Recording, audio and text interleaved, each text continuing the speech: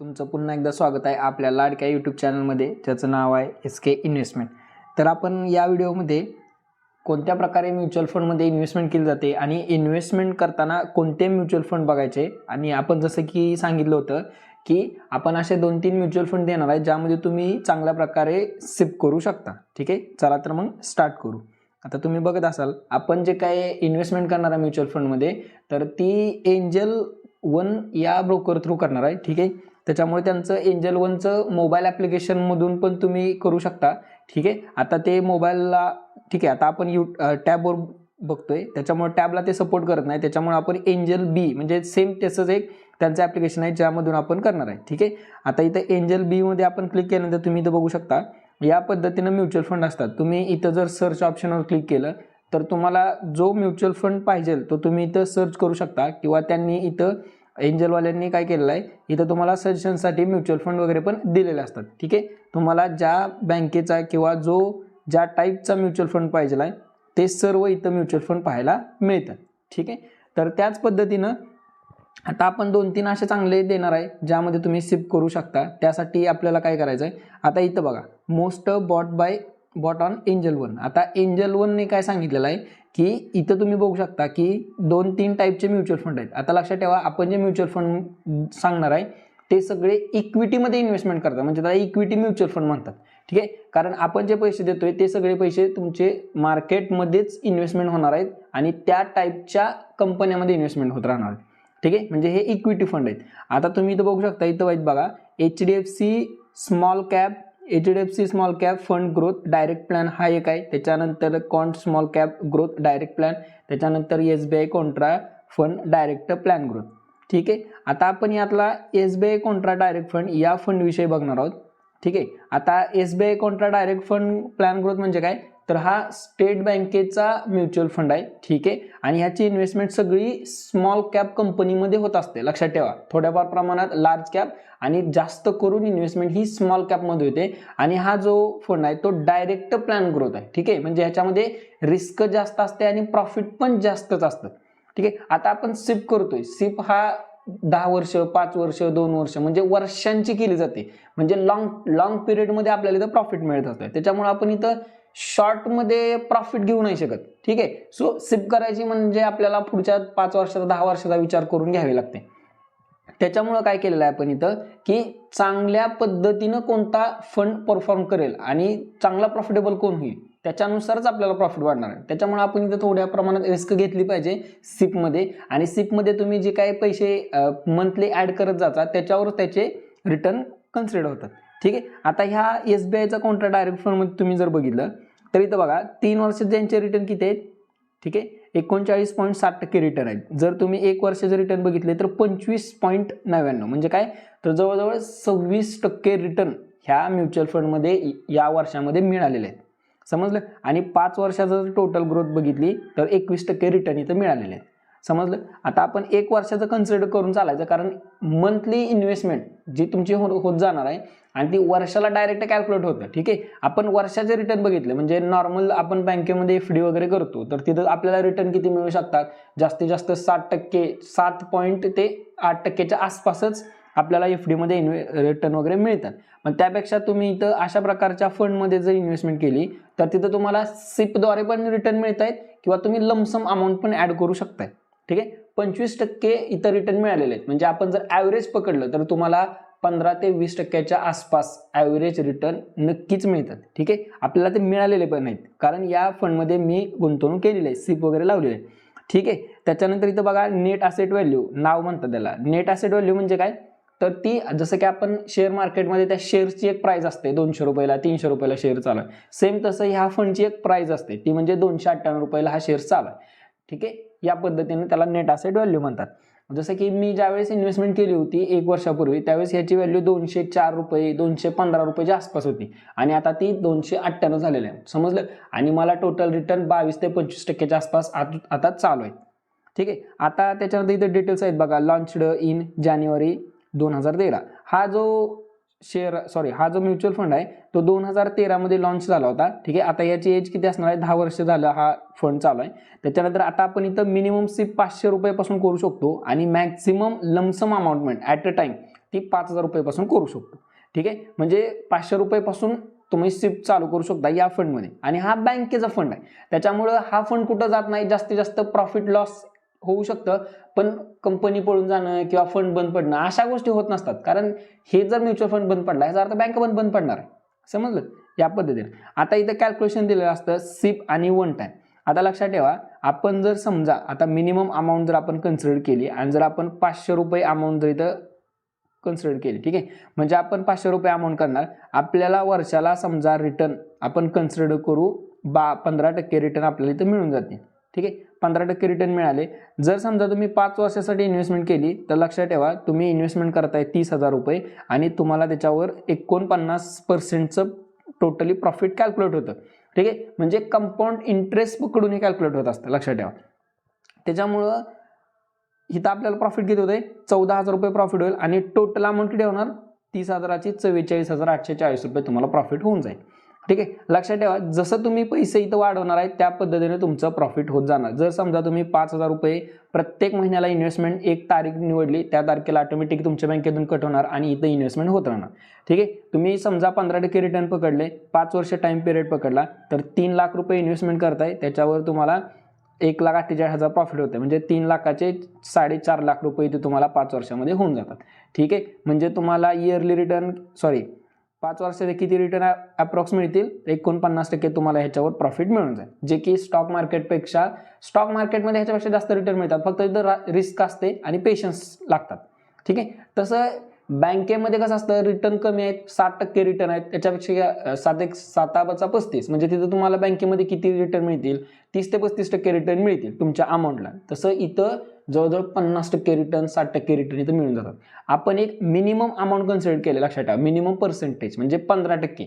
पण लक्षात ठेवा, अशा फंडमध्ये जवळजवळ 20% रिटर्न पण इयरली मिळतात. आणि हा जे काय पैसे असते कंपाऊंड इंटरेस्टमुळं, म्हणजे व्याजाला व्याज लागून प्रॉफिट जास्त असतं. ठीक आहे, आता ह्या फंडची बेसिक इन्फॉर्मेशन तुम्हाला इथे दिसत असेल, तर हा जो फंड आहे हा किती मोठा आहे, तर 14,607 करोडचा हा म्युच्युअल फंड आहे. ज्यावेळेस मी स्टार्ट केली होती सिप 1 वर्षापूर्वी, त्यावेळेस ह्या फंडची व्हॅल्यू होती 4,000 करोड, जे की आता फंड खूप मोठा झाला आहे. 14,000 करोड याची असेट मॅनेजमेंट ह्याचे 14,000 करोडचा हा फंड झालेला आहे. म्हणजे तुम्ही विचार करू शकता का किती जास्त प्रमाणात ह्याची ग्रोथ झालेली आहे आणि किती जास्त प्रमाणात लोक यामध्ये इन्व्हेस्टमेंट करतात.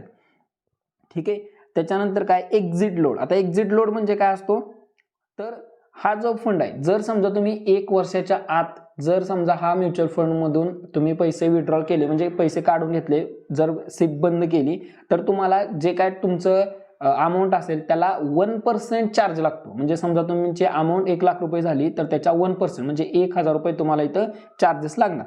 ठीक आहे, आणि जर 1 वर्षानंतर जर तुम्ही अमाऊंट काढली किंवा फंडमधून एक्झिट घेतली किंवा सिपमधून बाहेर पडला, तर लक्षात ठेवा तुम्हाला तिथं कोणत्याही प्रकारचे चार्जेस लागणार नाहीत. 1 वर्षापर्यंत 1% त्यांचे चार्जेस असतात.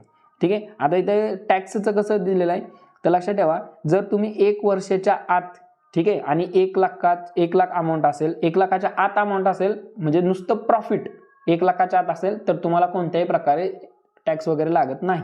ठीक आहे, आणि जर समजा तुमचं प्रॉफिट 1 लाखापेक्षा जास्त असेल, नुसतं प्रॉफिट 1 लाखापेक्षा जास्त असेल, तर त्याच्यावर तुम्हाला, आणि जर 1 वर्षाच्या आत एक्झिट केलं तर तुम्हाला 15% टॅक्स लागतो. आणि 1 वर्षानंतर जर तुम्ही विड्रॉल करत असाल, 1 लाखापेक्षा जास्त प्रॉफिट असेल, तर त्याच्यावर तुम्हाला 10% टॅक्स लागून जातो. पण लक्षात ठेवा, जर समजा तुम्ही ITR फाईल जर केली असेल, ठीक आहे, इन्कम टॅक्सचे जर ॲडव्हान्स टॅक्स पेअर असाल किंवा इन्कम टॅक्स तुम्ही जर भरत असाल आधी, तर तुम्हाला हा जो टॅक्स असतो तो त्याच्यातून सूट सुद्धा मिळू शकते. ठीक आहे, ह्याच्याबद्दल तुम्ही तुमच्या असणाऱ्या CA बरोबर डिस्कशन करू शकता. ठीक आहे, आता त्याच्यानंतर आता इथं काय सांगत आहे, रिस्क इन्व्हॉल्व्ड म्हणजेच काय, तर ह्या फंडमध्ये टेक्निकली फंडामेंटली किती रिस्क आहे, तर हा व्हेरी हाय रिस्क आहे. याच्यात व्हेरी हाय काय, कारण ही स्मॉल कॅपमध्ये इन्व्हेस्टमेंट आहे. म्हणजेच कशी, तर इथे तुम्हाला दिसेल, ठीक आहे, आपण ते खाली बघणारच आहे.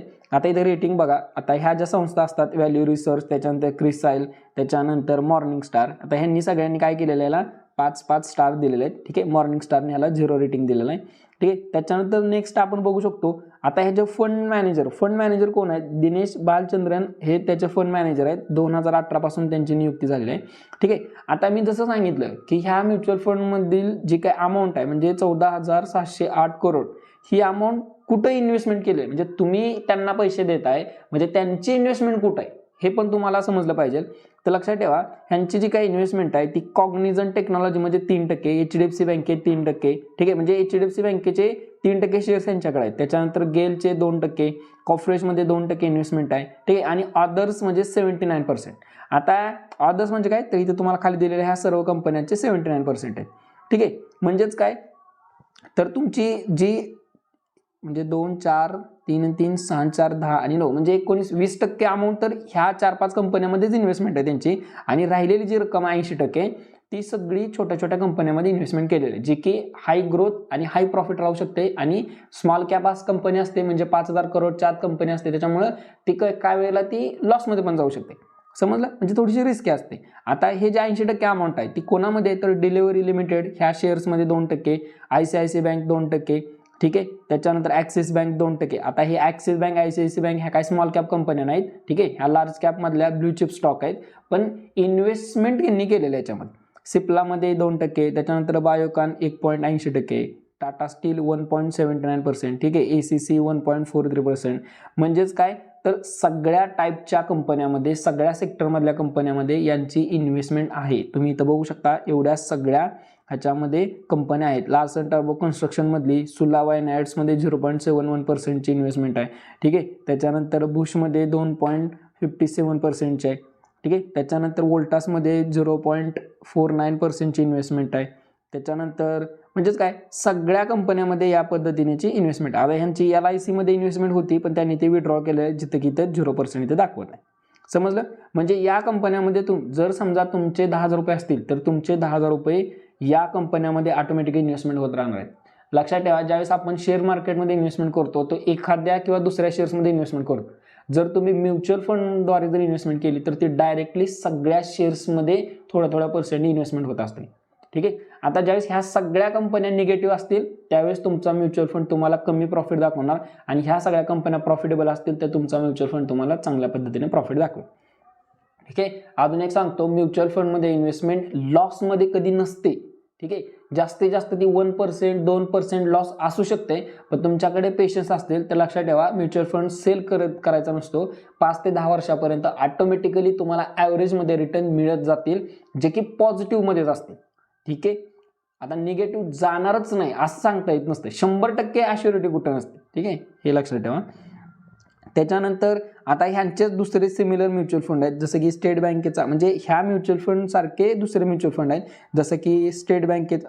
ओके, आता आपण हा बघितला. कोटकचा पण आहे, ठीक आहे, त्यांचे 27% रिटर्न आहे. त्याच्यानंतर इन्व्हेस्को India Contra direct plan growth ह्यांचे पण 24% रिटर्न आहेत. आणि त्याच्यानंतर स्टेट बँकेचे बाकी म्युच्युअल फंड आहेत बघा. स्टेट बँकेचा स्मॉल कॅप फंड आहे, त्याच्यानंतर SBI कॉन्ट्रा डायरेक्ट फंड आहे, त्याच्यानंतर SBI टेक्नॉलॉजी, ठीक आहे. म्हणजे या पद्धतीनं भरपूर असे म्युच्युअल फंड असतात. तुम्हाला इन्व्हेस्टमेंट करायचे असेल डायरेक्ट इन्व्हेस्टमेंटवर क्लिक केलं, ठीक, तुम्ही सिप लावत असाल तर इथं अमाऊंट ॲड करायची, आणि त्याच्यानंतर काय करायचं, तुमची इथं डेट ठरवायची, तुम्हाला कोणत्या डेटला म्युच्युअल फंडमध्ये इन्व्हेस्टमेंट करणार आहे तुम्ही. आणि त्याच्यानंतर वन टाईम म्हणजे काय, तुम्ही एकदाच ह्याच्यामध्ये इन्व्हेस्टमेंट करायची. मग तुमची जी काय अमाऊंट असेल मिनिमम 5,000 पासून मॅक्झिमम किती पण करू शकता, ठीक आहे, या पद्धतीनं. समजलं, या पद्धतीने इन्व्हेस्टमेंट केली जाते म्युच्युअल फंडमध्ये. तर लक्षात ठेवा, तुम्ही जर सिप लावणार असाल तर तुम्हाला हे 3 खूप चांगले म्युच्युअल फंड आहे. एक म्हणजे SBI कॉन्ट्रा डायरेक्ट फंड, दुसरा म्हणजे हा पण चांगला म्युच्युअल फंड आहे, ठीक आहे. एंजल वनच्या ॲप्लिकेशनमधून तुम्ही या प्रकारे म्युच्युअल फंडमधल्या सर्व डिटेल्स स्वतः बघू शकता आणि याच्यामध्ये स्वतः डिस्कशन करू शकता. दुसरा म्युच्युअल फंड आहे तो म्हणजे small cap fund growth direct plan. आता हा जो म्युच्युअल फंड आहे ह्याच्या नावामध्ये आहे स्मॉल कॅप, म्हणजे ह्याची इन्व्हेस्टमेंट थोडीशी रिस्की असते आणि हाय प्रॉफिटेबल असते. तर ह्या म्युच्युअल फंडमध्ये 3 वर्षात 47% रिटर्न दिलेले आहे, ठीक आहे. जर आपण 1 इयरचं जर बघितलं तर एका वर्षात 32% रिटर्न दिलेले आहेत. समजलं, या पद्धतीनं. आता आपण पहिल्यांदा काय काय बघतो या सर्व गोष्टी डिस्कस करताना, सगळ्यात आधी बघायचं असते तर म्हणजे म्युच्युअल फंड कोणत्या कंपनीचा आहे, तर हा क्वांट कंपनीचा म्युच्युअल फंड आहे, ठीक आहे. आता याचे 1 वर्षाचे रिटर्न 32% रिटर्न आहेत, 5 वर्षाचे रिटर्न 30% आहेत. त्याच्यानंतर मिनिमम सिप आपण ह्याच्यामध्ये 1,000 पासूनच करू शकतो, त्याच्या आत करता येत नाही. आणि मिनिमम वन टाईम इन्व्हेस्टमेंट म्हणजे लमसम अमाऊंट 5,000 पासून करू शकतो. त्याच्यानंतर जर आपण कॅल्क्युलेशन केलं, सॉरी सिपचं कॅल्क्युलेशन यांनी इथं दाखवलेलं असतं. म्हणजे मंथली सिप तुम्ही 5,000 जर केली 30% तुम्हाला म्हणजे आताच्यानुसार ह्या वर्षी 30% रिटर्न मिळालेत. म्हणजे आताच्यानुसार जर कन्सिडर केले 30% रिटर्न 5 वर्षामध्ये तुमचे 3 लाख रुपये इन्व्हेस्टमेंट होतात आणि त्याच्यावर तुम्हाला 3,96,000 प्रॉफिट होतं. ठीक आहे, म्हणजे तुमचे 3 लाखाचे डबल पैसे होतात 5 वर्षामध्ये. ठीक आहे, म्युच्युअल फंडमध्ये तुम्ही जास्त रक्कम जरी लावली तरी चालू शकते, कारण ह्याच्यामध्ये रिस्क स्टॉक मार्केटच्या कम्पेअरमध्ये खूप कमी असते. ठीक आहे, आता बेसिक इन्फॉर्मेशन इथं दिलेलं आहे. हा जो म्युच्युअल फंड आहे तो 8,000 करोडचा म्युच्युअल फंड आहे. ठीक आहे, बाकी एक्झिट लोड आणि टॅक्स सेम प्रमाणात असतात. ठीक आहे, काही चेंजेस नसतात. आता त्याच्यानंतर बघायचं काय असतं, फंड मॅनेजर कोण आहे, संजीवन शर्मा हे याचे म्युच्युअल फंडचे फंड मॅनेजर आहे. ठीक आहे, म्हणजे त्यांच्या सल्ल्याने इन्व्हेस्टमेंट होत राहते. आता ही जी इन्व्हेस्टमेंट आहे ही कुठं होते तर लक्षात ठेवा, रिलायन्समध्ये 5%, HDFC 4%, त्याच्यानंतर जिओ फायनान्शियल 3% आणि अदर्समध्ये 76%. ठीक आहे, म्हणजे ह्या बाकी कंपन्यांमध्ये त्यांची इन्व्हेस्टमेंट होते. ठीक आहे, ग्राफाईट इंडियामध्ये 1%, त्याच्यानंतर अदानी एंटरप्राइजेस 1%, त्याच्यानंतर केलस्टोन रिटेलर 0.82%, त्याच्यानंतर जिंदाल स्टील 0.7%. सगळ्या टाईपच्या कंपन्या सगळ्या सेक्टरमध्ये यांची इन्व्हेस्टमेंट होत असते. ठीक आहे, या पद्धतीने. त्याच्यानंतर इथं बघा यांचे बाकीचे पण ह्या कॉन कंपनीचे बाकीचे पण म्युच्युअल फंड आहेत. ठीक आहे, त्याच्यानंतर कॉन इन्फ्रास्ट्रक्चर फंड असेल, कॉन टॅक्स प्लॅन असेल, त्याच्यानंतर कॉन स्मॉल कॅप असेल. जर समजा तुम्ही टॅक्ससाठी म्युच्युअल फंडमध्ये इन्व्हेस्टमेंट करत असाल तर ते टॅक्स सेव्हिंग म्युच्युअल फंड पण असतात, पण ते वेगळ्या टाईपचे असतात. ठीक आहे, आपण फक्त इथं चांगले प्रॉफिटेबल आणि थोडेसे रिस्की असले तरी चालतील असे म्युच्युअल फंड सजेस्ट करतोय. ठीक आहे, त्याच्यामुळे 2 नंबरचा हा क्वांट स्मॉल कॅप हा पण चांगला म्युच्युअल फंड आहे, ह्याच्यामध्ये पण तुम्ही इन्व्हेस्टमेंट करू शकता. ठीक आहे, त्याच्यानंतर तिसरा म्युच्युअल फंड आहे तो म्हणजे HDFCचा स्मॉल कॅप डायरेक्ट ग्रोथ. ठीक आहे, तर हा पण म्युच्युअल फंड सारखा आहे, सिमिलर टू स्टेट बँकेसारखाच आहे. ठीक आहे, स्मॉल कॅपमध्ये याची पण इन्व्हेस्टमेंट आहे. 1 वर्षाचे रिटर्न याचे 35% आहेत, 3 वर्षाचे रिटर्न 40% आहेत. ठीक आहे, मिनिमम तुम्ही आता हा म्युच्युअल फंड चांगला काय, जर समजा एखादा असेल त्यांची इन्कम जर सोर्स नसेल म्हणजे स्टुडंट वगैरे असतील तर त्यांनी HDFCचा या म्युच्युअल फंडमध्ये इन्व्हेस्टमेंट केली तर त्यांना जास्त प्रमाणात रिटर्न मिळतात. ते कसे मिळू शकतात, कारण ह्या जे काय म्युच्युअल फंड आहे त्याची मिनिमम सिप फक्त 100 रुपये, म्हणजे तुम्ही 100 रुपयेपासून इन्व्हेस्टमेंट करू शकताय. आणि वन टाइम इन्व्हेस्टमेंट पण किती आहे, 100 रुपयेपासून स्टार्ट करू शकता. म्युच्युअल फंडला कोणत्याही प्रकारचे चार्जेस नसतात, ब्रोकरचे नसतात, ब्रोकरेज नसतं, AMC नसते, काही सुद्धा चार्जेस नसतात. ठीक आहे, हे एक लक्षात ठेवा. तुम्हाला चार्जेस कधी असणार आहेत, 1 वर्षाच्या आत जर बंद केला तर 1% चार्ज आहे. ठीक आहे, आणि जर तुमचा जर 1 वर्षानंतर तुम्हाला टॅक्स वगैरे लागणार आहे, TDS कट होतो. ठीक आहे, जर ITR फाईल असेल तर ते पण तुम्हाला रिटर्न वगैरे मिळू शकतात. ठीक आहे, सिपचं कॅल्क्युलेशन इथं दिलेलं आहे. जर तुम्ही आताच्या टाइम पिरियडनुसार 30% रिटर्न मिळाले, 5,000 जर तुम्ही सिप लावली 5 वर्षामध्ये याचे पण पैसे दुप्पट होऊन जातात. ठीक आहे, आता हा जो म्युच्युअल फंड आहे तर त्याचे जवळजवळ किती 22,000 करोडचा हा म्युच्युअल फंड आहे, लक्षात ठेवा. म्हणजे अमाऊंट याची जास्त आहे ह्या म्युच्युअल फंडची.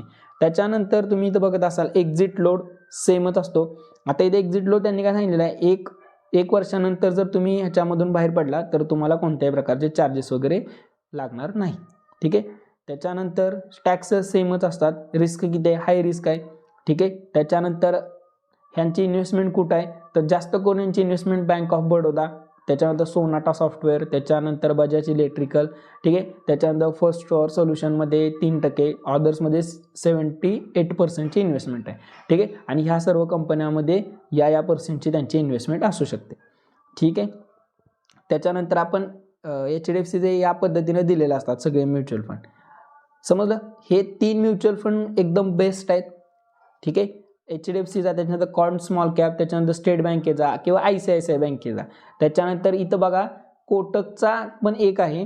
ठीक आहे, Kotak small cap direct growth mutual fund. ह्याची जर इन्व्हेस्टमेंट बघितली 3 वर्षाची जवळजवळ किती आहे 37% आहे, 1 वर्षाची 18% आहे. म्हणजे हा जो म्युच्युअल फंड आहे ह्या वर्षामध्ये कमी रिटर्न दिलेले आहेत. पण जर तुम्ही 5 वर्षाची किंवा 3 वर्षाची ग्रोथ बघितली तर ती जास्त आहे, 40%च्या आसपास तुम्हाला इथं रिटर्न ऑटोमॅटिकली मिळून जाते. समजलं. आता इथं बघा, आता हे एंजल 1 मधून जर तुम्ही सिप लावत असाल किंवा म्युच्युअल फंड लावत असाल तर तुम्हाला इथं म्युच्युअल फंड शोधण्यासाठी 2-3 टूल दिलेले आहेत. म्हणजे सिप विथ 100, म्हणजे काय, जर तुम्हाला 100 रुपयापासून सिप लावायचे असेल डायरेक्ट त्याच्यावर क्लिक करा. हे जे सगळे म्युच्युअल फंड आहे या सगळ्या म्युच्युअल फंडमध्ये तुम्ही 100 रुपयापासून सिप लावू शकता. ठीक आहे. त्याच्यानंतर सिप विथ 500 म्हणजे काय, ह्या सगळ्या म्युच्युअल फंडमध्ये तुम्ही 500 रुपयापासून डायरेक्ट करू शकता इन्व्हेस्टमेंट. ठीक आहे. आता आपण जे 2-3 म्युच्युअल फंड इथं सांगितलेले आहेत, जसं की स्टेट बँकेचा कॉन्ट्रा डायरेक्ट प्लॅन ग्रोथ, तर ह्याच्यामध्ये बघा 84,544 लोकांनी इन्व्हेस्टमेंट ऑलरेडी केलेली आहे. ठीक आहे. त्याच्यानंतर इथं बघू शकता तुम्ही HDFCच्या स्मॉल कॅप फंडमध्ये जवळजवळ 1,29,000 लोकांनी ऑटोमॅटिक इन्व्हेस्टमेंट ह्याच्यामध्ये केलेले आहे, सिपद्वारे किंवा लमसमद्वारे. समजलं, म्हणजे एवढ्या लोकांनी ह्याच्यामध्ये इन्व्हेस्टमेंट केलेलं आहे ऑलरेडी. त्याच्यानंतर जर तुम्हाला हाय रिटर्न पाहिजे असतील तर इथं बघा हाय रिटर्नचे हे सगळे स्मॉल कॅप फंड तुम्हाला दिसतील. ठीक आहे. ह्याच्यामध्ये हाय रिटर्न आणि थोडीशी हाय रिस्क असते. त्याच्यानंतर इंडेक्स फंड, ज्यांना ह्याच्या म्युच्युअल फंडमध्ये पण एकदमच कमी रिस्क घ्यायची असते त्यांच्यासाठी असतात ते म्हणजे इंडेक्स फंड. इंडेक्स फंड म्हणजे कसं असतं, तुम्हाला इथं रिटर्न कमी असतात आणि जी इन्व्हेस्टमेंट आहे ती डायरेक्ट इंडेक्समध्ये केली जाते. ठीक आहे. इथं बघा तुम्ही 2 नंबरला आपण बघू HDFC index fund S&P BSE Sensex plan growth म्हणजे काय, तर ह्या जर म्युच्युअल फंडची जी काही इन्व्हेस्टमेंट आहे ती फक्त सनसेक्समधल्याच कंपन्यामध्ये इन्व्हेस्टमेंट होणार. ठीक आहे. जसा सनसेक्स वाढेल तिथं तुम्हाला त्या पद्धतीनं प्रॉफिट होत जातं, जसं की तुम्ही इथं बघत असाल. आता हा जो फंड आहे त्याच्यामध्ये HDFCमध्ये 15%, Reliance 11%, ICICI bank 9%, Infosys 7%, ITC 5% आणि बाकी सगळी इन्व्हेस्टमेंट आहे ती पण सनसेक्समधल्या 30 कंपन्यांमध्येच इन्व्हेस्टमेंट केले जातात. म्हणजे जर सनसेक्स वाढत असेल तर तुम्हाला चांगल्या पद्धतीने इथं प्रॉफिट मिळून जाते. ठीक आहे. ह्याचे 1 वर्षाचे रिटर्न किती आहेत, 12%, 6 महिन्याचे रिटर्न 15% आणि 3 वर्षाचे रिटर्न 21%. आता तुम्ही विचार करत असाल की इथं रिटर्न कमी काय, तर लक्षात ठेवा कारण ह्याची इन्व्हेस्टमेंट सेन्सेक्समध्ये म्हणजे इंडेक्समध्ये, म्हणून ह्याला इंडेक्स फंड म्हणतात. आणि ह्याची जी काय असेट मॅनेजमेंट किती आहे, ठीक आहे, म्हणजे यांचा मार्केट कॅपिटल किती आहे ह्या फंडचं, तर 5,298 करोडचं ह्याच्यामध्ये आहे. ठीक आहे. आता त्याच्यानंतर म्हणजे ज्यांना कमी रिस्क कमी प्रॉफिट घ्यायचं आहे त्यांनी इंडेक्स फंडमध्ये इन्व्हेस्टमेंट करा. मग निफ्टी 50चा इंडेक्स फंड असू शकतो, सनसेक्सचा असू शकतो, ITचा असतो. ठीक आहे. या पद्धतीनं म्युच्युअल फंड असतात. आणि त्याच्यानंतर तुम्हाला जर बाकी कोणता सर्च करायचा असेल, ठीक आहे, समजा आता निपॉनचे वगैरे आहेत. ठीक आहे. इथं बघा Nippon India short term investment, ह्याची इन्व्हेस्टमेंट या पद्धतीने असू शकते. ठीक आहे. 6%, 7%. ओके. असे भरपूर म्युच्युअल फंड आहेत, लक्षात ठेवा. तुम्हाला जो पाहिजे तो तुम्ही इथं सर्च करा. शक्यतो म्युच्युअल फंड हा बँकेचा लावा. ठीक आहे, सिपद्वारे. कारण काय असतं, जर तुम्ही बाकी कंपन्यांचा लावला तर तुम्हाला ट्रस्ट नसतो. ठीक आहे. स्टेट बँकेमध्ये HDFC असेल, ICICI असेल, ठीक आहे, किंवा बाकी बँका असतील, त्या बँकाचा लावला तर तुम्हाला एक ट्रस्ट वाढतो. कारण स्टेट बँकेचा लावला तर तुम्हाला काय वाटणार की बँकेमध्येच इन्व्हेस्टमेंट. समजलं, म्हणजे इथं तुमचा पेशन्स राहतील आणि ट्रस्ट राहतो. त्याच्यामुळे तुम्ही त्या बँक रिलेटेड जरी म्युच्युअल फंड कन्सिडर केला, त्याच्यामध्ये इन्व्हेस्टमेंट केली तरी सुद्धा तुमची चालू शकते. आता इथं बघा तुम्ही जर स्टेट बँकेचा लावायचा असेल म्हणजे SBIचा जर म्युच्युअल फंडमध्ये इन्व्हेस्टमेंट करायची असेल, मग ती सिपद्वारे असेल किंवा लमसम असेल, तर इथं बघा ह्यांचे एवढे सगळे म्युच्युअल फंड आहेत. ठीक आहे. ते टाईपचे म्युच्युअल फंड असतात. जसं इथं बघा SBI क्रेडिट रिस्क, त्याच्यानंतर SBI कन्झम्पशनचा, त्याच्यानंतर SBI गोल्ड फंड असतो. ठीक आहे. काही जणाला फक्त सोन्यामध्ये इन्व्हेस्टमेंट करायचे असते तर तो गोल्ड असतो. त्याच्यानंतर SBI infrastructure fund direct growth plan, तो एक आहे. त्याच्यानंतर समजा कुणाला SBIचा सेव्हिंग फंडमध्ये लावायचा असेल त्याच्यामध्ये पण इन्व्हेस्टमेंट करू शकता. त्याच्यानंतर तुम्हाला म्हणजे म्युच्युअल फंड म्हणजे काय असतात की कोणत्या ग्रुपच्या शेअर्समध्ये तुम्हाला डायरेक्ट इन्व्हेस्टमेंट करायचे, त्यालाच म्युच्युअल फंड म्हणतात. समजा मला फक्त ITच्या कंपनीमध्ये इन्व्हेस्टमेंट करायचं असेल तर मी काय करणार, स्टेट बँकेच्या ITचा जो म्युच्युअल फंड आहे त्याच्यामध्ये इन्व्हेस्टमेंट करणार, म्हणजे माझी इन्व्हेस्टमेंट डायरेक्टली त्या सगळ्या असणाऱ्या शेअर्समध्ये इन्व्हेस्ट होऊन जाते. समजलं. त्याच्यानंतर इथं बघा SBI blue chip direct growth fund. आता लक्षात ठेवा, ज्यांना जास्त सिप लावायचे असेल आणि त्यांना कमी प्रॉफिट असलं तरी चालेल पण रिस्क नको, तर त्यांनी काय करायचं, स्टेट बँकेचा असेल तर ब्ल्यू चिप फंडमध्ये तुम्ही सिप लावू शकता किंवा याच्यामध्ये लमसम इन्व्हेस्टमेंट करू शकता. आता इथं बघा वर्षाचे रिटर्न 14% मिळतील, 3 वर्षाचे रिटर्न इथं 24% दाखवत आहे. ठीक आहे. ब्ल्यू चिप म्हणजे काय, ज्या कंपन्यांचं मार्केट कॅपिटल 1 लाखाच्या पुढे असतं त्या सगळ्या ब्ल्यू चिप कंपन्या म्हणजे एकदम स्ट्रॉंग शेअर्स असतात. आता इथं तुम्ही सिपचे तुम्हाला रिटर्न माहितीच आहेत. ठीक आहे. आता हा जो फंड आहे तो 38,881 करोडचा आहे, म्हणजे जास्त अमाऊंट ह्या फंडमध्ये आहे. ठीक आहे. म्हणजे जास्त लोकांची जास्त अमाऊंट ह्या फंडमध्ये असल्यामुळं तुम्हाला ह्याच्यामध्ये काय कमी रिटर्न मिळतात, कारण ह्याची इन्व्हेस्टमेंट मोठ्या कंपन्यामध्ये असते. ठीक आहे. आता मोठ्या कंपन्यामध्ये कोणत्या असणार, आता इथं बघा HDFC मध्ये 10% इन्व्हेस्टमेंट आहे, त्याच्यानंतर ICICI 7%, त्याच्यानंतर ITC 5%, लार्सन टार्बो त्याच्यानंतर 5%, इन्फोसिस 4%, म्हणजे जवळजवळ 35% जी इन्व्हेस्टमेंट आहे ती सगळी तर ह्याच कंपन्यामध्ये इन्व्हेस्टमेंट केली. आणि राहिलेली 66% रक्कम पण कोणत्या, सगळ्या ब्ल्यू चिप कंपन्या, जसं की भारती एअरटेल, सन फार्मा, HDFC लाईन्स इन्शुरन्स, त्याच्यानंतर DLF, ठीक आहे, त्याच्यानंतर ICICI लॅम्बार्ट, त्याच्यानंतर गोदरेज प्रॉपर्टी, त्याच्यानंतर जिओ फायनान्शियल, ठीक आहे, झोमॅटो वगैरे, म्हणजे सगळ्या स्ट्रॉंग आणि मोठ्या कंपन्यामध्ये इन्व्हेस्टमेंट आहे यांची. ठीक आहे, म्हणजे ह्यांची म्हणजे तुमचे जे लावलेले पैसे आहेत ती इन्व्हेस्टमेंट. त्याच्यामुळं ब्ल्यू चिप जे म्युच्युअल फंड असतात त्याचे रिटर्न कमी असतात, पण ते टोटली रिस्क फ्री असतात. समजलं? ठीक आहे.